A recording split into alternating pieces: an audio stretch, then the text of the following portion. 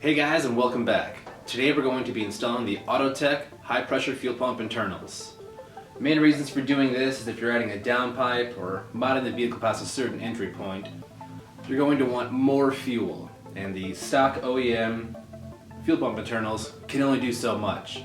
So we've decided to go with Autotech for my vehicle to raise the bar a little bit so that I can safely add exhaust, front mount intercooler, or anything else that I might want to add to my car without having to worry about fuel pressure being able to keep up with all of that.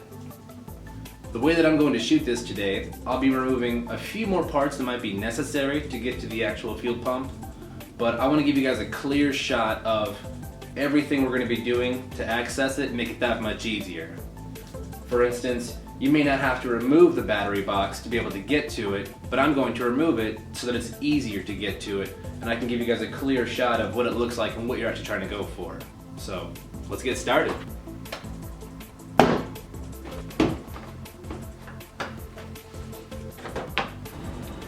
The tools that I used to install my Autotech fuel pump internals are as follows: a flathead screwdriver, a stubby Phillips head screwdriver, a 10mm wrench, a 17mm wrench, a 19mm wrench, a 3/8 ratchet, a 6-inch 3/8 extension, both a short 10mm socket and a long or deep 10mm socket, a 1/2-inch drive 18mm deep well socket, and an E8 inverted torque socket, a pair of needle nose pliers, a pair of vice grips, and a torque wrench. We'll want to remove the fuse box lid to gain access to the fuel fuse. You'll notice on the underside of the fuse box lid, all fuses are labeled. We'll be pulling the one called circuit, a blue fuse for the fuel. We will now remove the blue circuit fuse. We will now start the vehicle and allow it to run until it dies.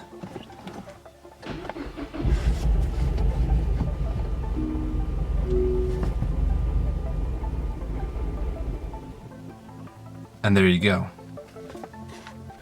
Next, we will remove the battery box cover from the battery housing. There are two clips, one on each side. When depressed, you can pull it up and it comes right off. I will use a 10mm wrench to loosen both the positive and negative cables from the battery.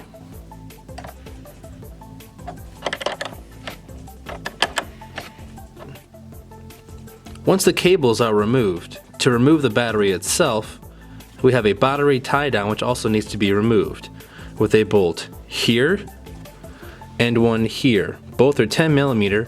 I'll be using a deep well 10mm socket and ratchet combo.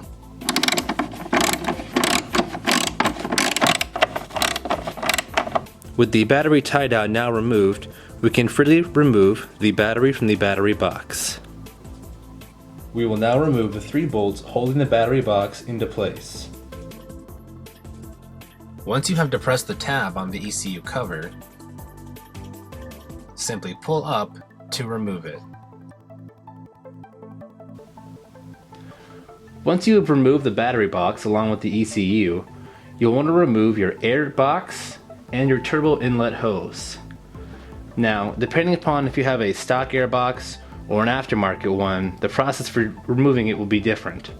I personally have a COBB short ram intake, so I've removed the filter and the mass airflow housing assembly. I'll now be going for the tube along with the turbo inlet pipe to gain access to the fuel pump. We will now be removing the turbo inlet pipe. We will be using a 10mm socket for this bolt up here, a pair of pliers for the clamp down here, and lastly, a Phillips head screwdriver on the back side of the turbo inlet pipe where the worm clamp is holding it onto the turbocharger, allowing us access to the fuel pump.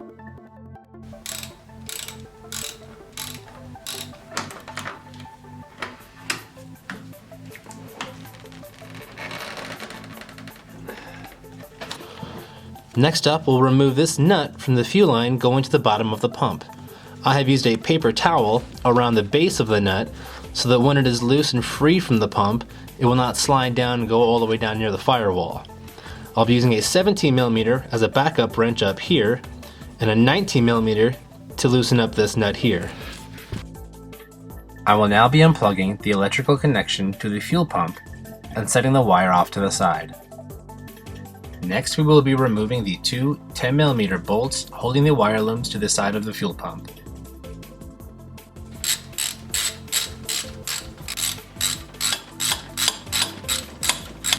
We will now want to disconnect the yellow and blue fuel lines from the top of the fuel pump.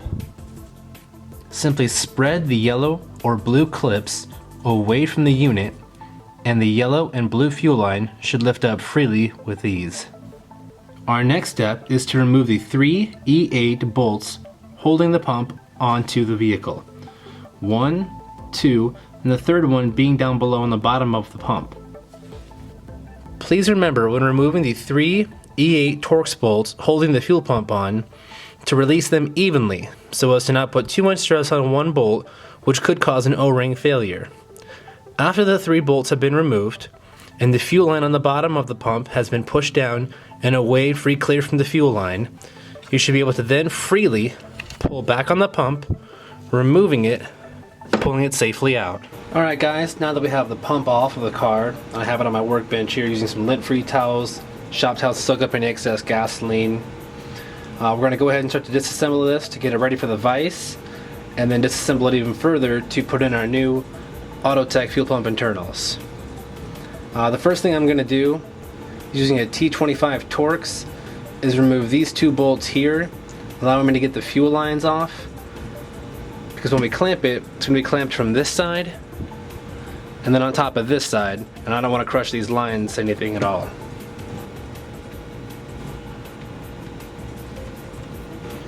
Once both of the bolts are out, you should be able to wiggle this free. I strongly recommend using a bench vise for the next step.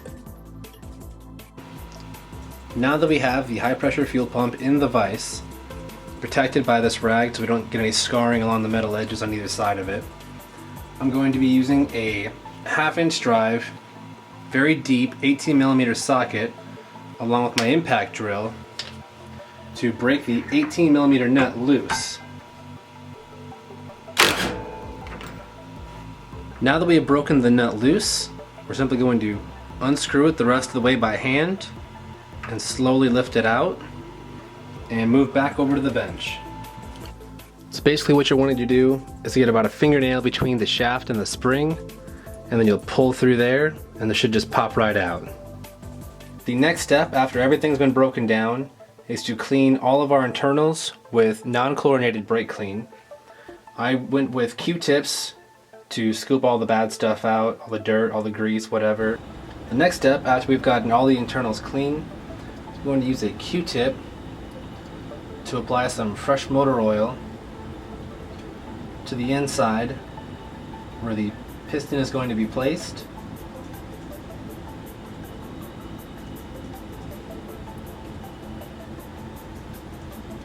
I'm going to apply a little bit to the piston itself, and then we're going to insert the piston through the seal holder going from bottom to top, and you want to do this very carefully as it should just go all on its own, no need to force it whatsoever. Once the piston is inside of the seal holder, we can go ahead and we'll insert the bottom.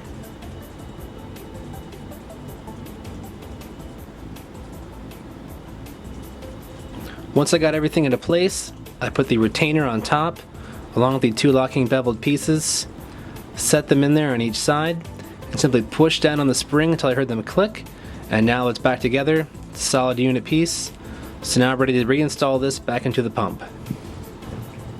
Now when we first set this in here, we just want to very gently hand tighten it. Now that we have the fuel pump internals hand tightened it back into the pump, I used my torque wrench to tighten it down to 35 foot-pounds. So with that in place, I'm just going to put a little bit of extra oil around the seal holder, and then I'm ready to throw it back in the car. Ensure when you are tightening the 3 reverse Torx bolts that the hard fuel line is still in place, as it can be pretty tricky during the tightening process. I have now placed the pump back into the vehicle.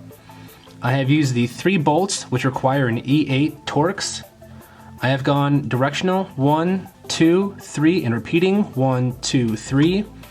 Just giving it about a half a turn each, going all the way around until the pump has been fully seated and torqued back to spec. The reason I did that is I didn't want too much pressure on one side of the pump this way or that way and for it to pinch the O-ring. Our next step, we're going to reconnect the yellow and the blue fuel lines. We're going to press them all the way down and then reconnect the clamps. After that, I will reattach the electrical fitting, which will go to here, and then we'll go over to the other side.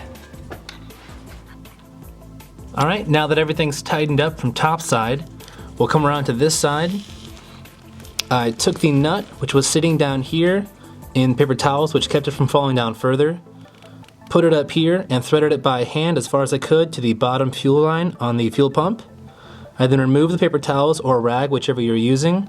And now I'm going to use a 17 as the backup for up top and a 19 to tighten the nut itself up. Alright, now that we have the fuel pump back in the car and all of its fittings put back onto it, we will now reassemble the turbo inlet hose, short ram intake, battery box with ECU, fuse cover, and anything else you may have needed to take off to access your fuel pump. Hey you guys, the fuel pump is now installed. I've returned the turbo inlet hose, short ram intake, battery box, battery, and the fuel fuse back onto the car. We primed the fuel system by turning the car to the on position and back off 3 times without starting it. The 4th time I pressed the clutch in, we started the vehicle. It is now running. It's idling at 1500, only because it's pretty cold out right now. It's currently 26 degrees. We'll let this run for about a good 10 minutes, make sure there's no leaks, nothing's wrong with it, no gas smell or anything like that. From what I've read, the break-in period is roughly 100 miles. You never want to rev it above 4,000 RPMs and so forth. I have my COBB V3 access port, monitoring the fuel pressure, boost, air-to-fuel ratio, my RPMs and everything else. Currently what we're going to be doing is a highway run of about 100 miles. I'm never going to rev above 4,000 RPMs. Once I'm on the highway, it'll be closer to like 2,800 to 3,000 RPMs. And we're going to do a full 100 miles of just a nice clean break-in before we start doing anything else, just to make sure that everything's functioning properly. Hey guys, we've had the Autotech fuel pump internals in the car for 4 days now. We've had no problems whatsoever, no ticking noises, no hesitation. The COBB access port V3 has allowed me to monitor the fuel pressure ratings. Everything's well within spec, and I'm really excited for this product and what it's going to allow me to do for future mods with downpipes, catback exhaust, front mount intercoolers and so forth. So, great product.